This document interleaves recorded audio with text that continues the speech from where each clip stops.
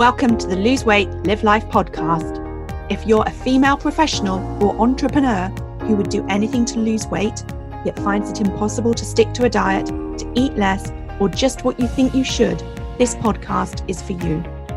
I am your host, certified life and weight coach, Clair MACKENZIE. Listen in to learn how to stop overeating, lose weight for the last time, and create a relationship with food and yourself that you love, all without diet deprivation and self-sabotage.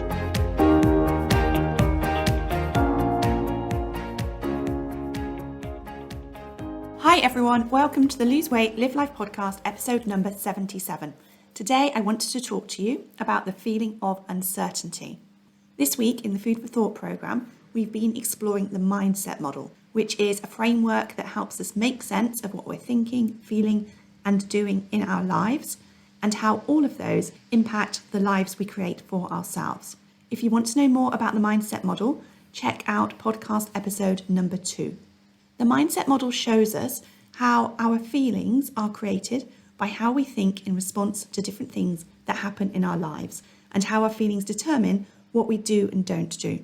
And it's a phenomenal tool in helping us understand our mindset that leads us to eating, as well as all the other things going on in our lives that trigger us to think thoughts, leading us to feel negative emotions. And if our emotional eating isn't in balance, we might often find that we are eating to avoid feeling those feelings.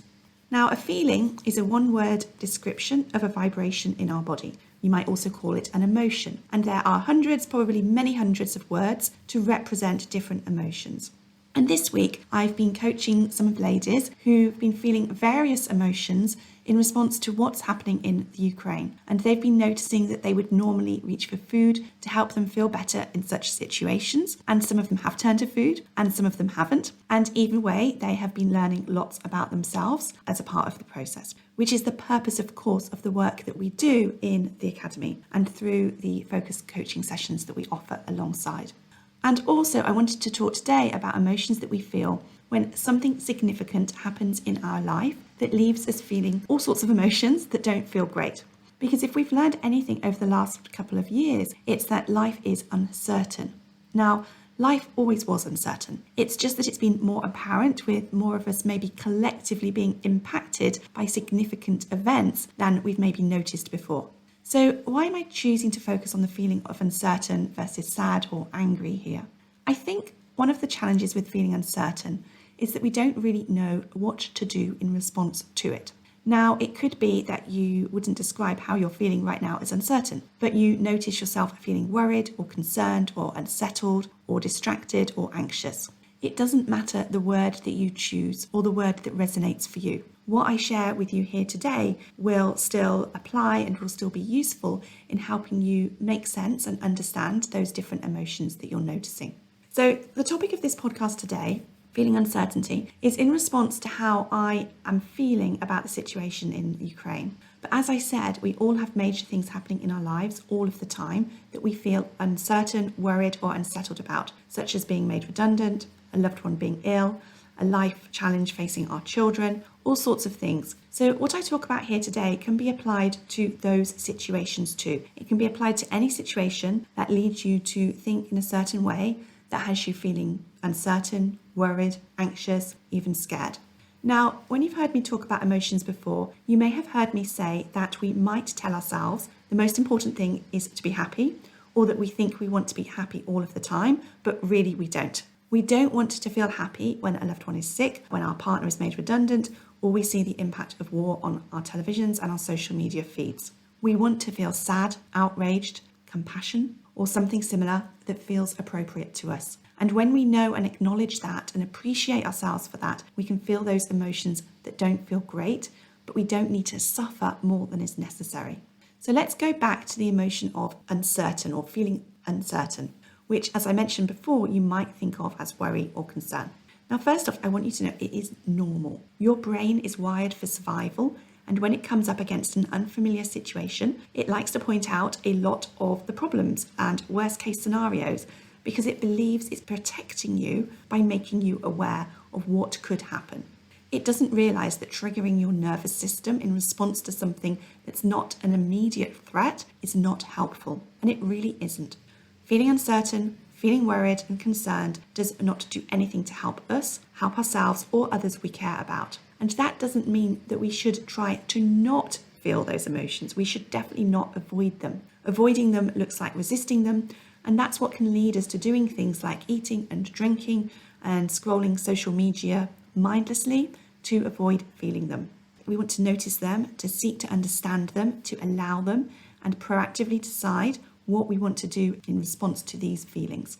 So what can you do if you find yourself feeling uncertain, worried, concerned, or anxious about what's happening in the world right now, or what's happening with a specific aspect of your life?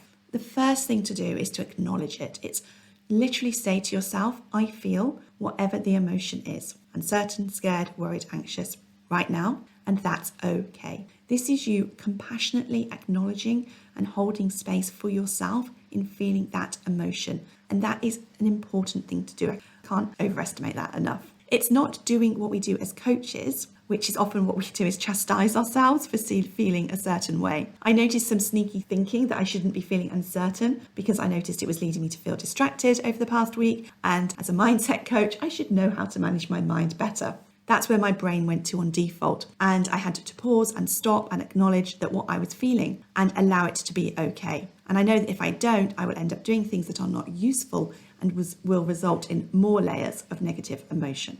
And as well as acknowledging how you're feeling to yourself, you're going to want to check in with your body and notice how the vibration feels in your body. Now, for those of you in the Lose Weight, Live Life Academy, you have worksheets and lessons to walk you through the process. But for those of you not in the academy or not in the academy at the moment, just sit quietly and think about how the vibration of the emotion you are experiencing feels in your body. So, for example, for me, feeling uncertain is what I describe as a low-level discomfort. It's a kind of tension that I am noticing I'm carrying around with me right now. It feels like it's there quite a lot at the moment. It sometimes feels as though I'm holding my breath, or maybe that I'm tensing my jaw or my hands. My chest and throat are slightly tight, and my mouth is a little dry. It doesn't feel good, but it's also okay. When I feel it, when I allow myself to be with it, I can feel it in my body and carry on with doing what needs to be done when I allow myself, as I said, to notice it and to have compassion for it. So having acknowledged how you're feeling, having checked in with yourself and observed what that feels like in your body, the next thing that I want you to do is to be curious about why you're feeling the way that you are. Now, your brain will want to tell you straight away, well, of course, it's because of the thing that is happening, whether that's the situation in Iraq or a personal situation in your family. But there's the circumstances of what's happening, and then there's also what you think about it. And it's the part of what you think about it that creates your emotion. Now, when you ask yourself what you think about a specific situation, so let's take the example that someone you care about is having some tests done to check to see if they have cancer. You're going to have a whole myriad of thoughts come up. And what I would suggest that you would do in that situation is to get them all down on paper. Allow your brain to get everything out of your head and onto paper. Now, you may be reluctant to do this. You may think that writing down your fears is going to make things scarier. But if those fears are in your head, you are already experiencing them. Even if you're not acknowledging them in your head, you're not thinking about them, your body is experiencing them. You still know that they're there. Writing them down on paper will give you some distance from them, allow you to see them so that you can address them.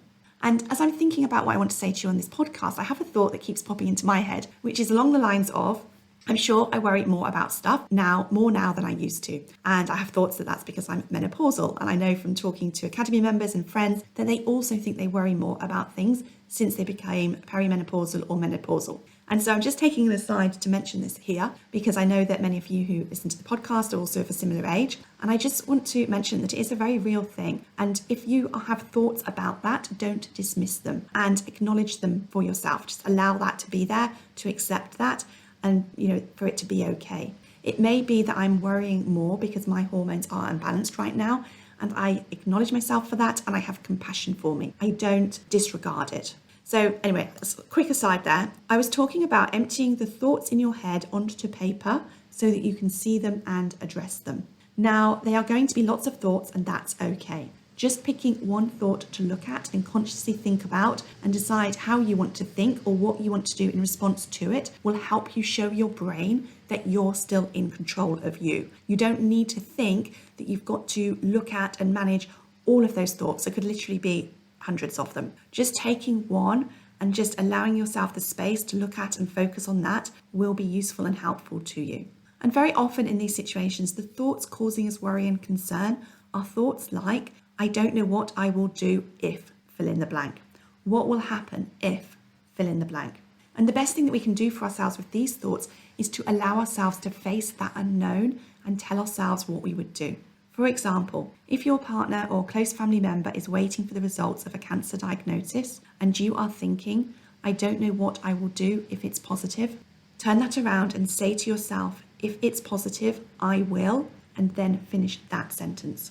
It might be, I will take care of them, I will be there for them, I will equip myself with knowledge so that I can help and support them the best way possible, I will hold space for them, I will do these things for them so they can focus on getting well.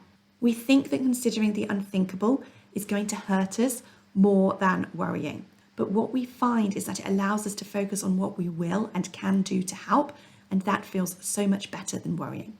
And not only that, it's more useful for them as well. Okay, so we've spoken about allowing, recognizing, acknowledging our feelings, and we've spoken about allowing ourselves to come face to face with the thoughts creating our fears and to meet them head on.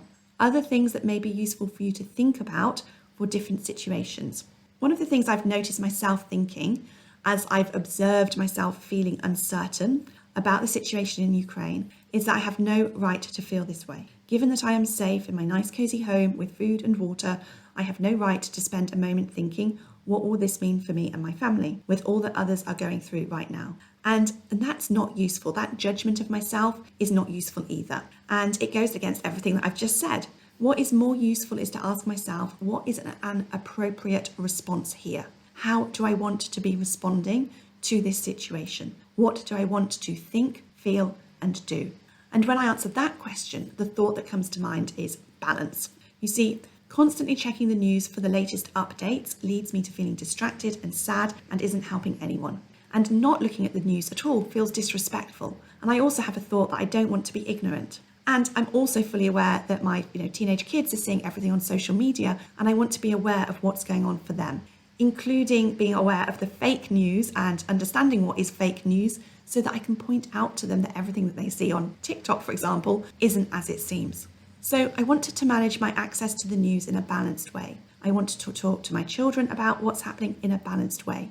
And I want to do something that feels practical and feels useful and meaningful and helpful, such as donating or doing something similar. I also want to allow all of my emotions and to acknowledge them. And I want to be grateful and appreciative for everything that I have in my life right now, from food and water and shelter to my loved ones being safe. And I want to constantly be reminding myself of how much is in my control. Today, I get to choose how I eat. I get to choose when I work and when I rest.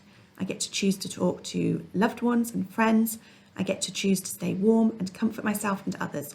And each day I get to take a fresh look at that day and decide what I am and what I am not in control of. I get to choose everything about the things I can control, and I get to choose how I want to think and feel in response to the things I cannot.